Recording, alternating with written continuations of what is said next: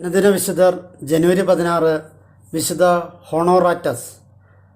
ഗൗളിൽ താമസമാക്കിയ ഒരു റോമൻ സ്ഥാനപതി കുടുംബത്തിലായിരുന്നു വിശുദ്ധ ഹോണോറാറ്റസിൻ്റെ ജനനം. അക്കാലത്ത് സമൂഹത്തിൽ വളർന്നു വന്ന വലിയൊരു വിപത്തായിരുന്നു വിഗ്രഹാരാധന.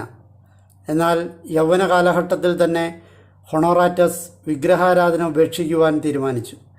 തൻ്റെ മൂത്ത സഹോദരനായ വെനാൻഡിയൂസിൻ്റെയും ക്രിസ്തുവിൻ്റെ മാർഗത്തിലേക്ക് തിരിക്കുവാൻ അദ്ദേഹത്തിന് കഴിഞ്ഞു.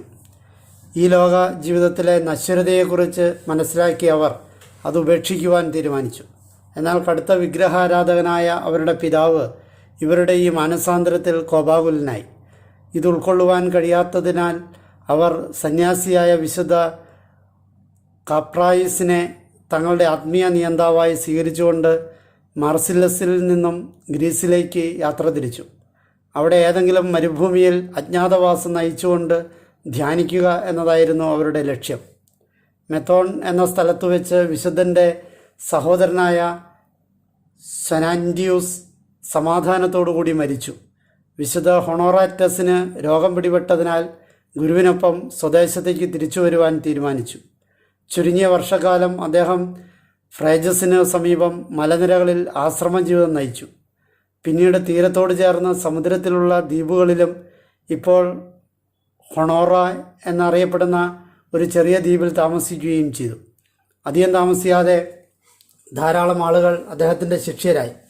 തുടർന്നാണ് വിശുദ്ധൻ വളരെ പ്രസിദ്ധമായ ലെരിൻസിലെ ആശ്രമം സ്ഥാപിക്കുന്നത്. തൻ്റെ കുറേ അനുയായികളെ അദ്ദേഹം പൊതുസമൂഹത്തിൽ കഴിയുവാൻ അനുവദിച്ചു. പക്വതയാർജിച്ചവരും പൂർണ്ണരുമെന്ന് അദ്ദേഹത്തിന് തോന്നിയ ചിലരെ പ്രത്യേക പ്രേക്ഷിത വേലയ്ക്കായി നിയമിച്ചു.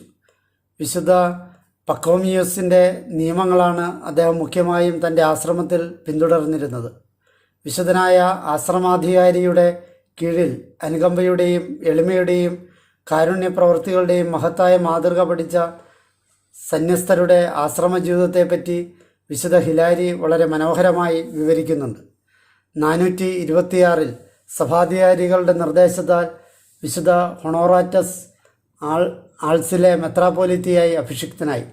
429 അദ്ദേഹം ദൈവസന്നിധിയിൽ നിദ്ര പ്രാപിച്ചു.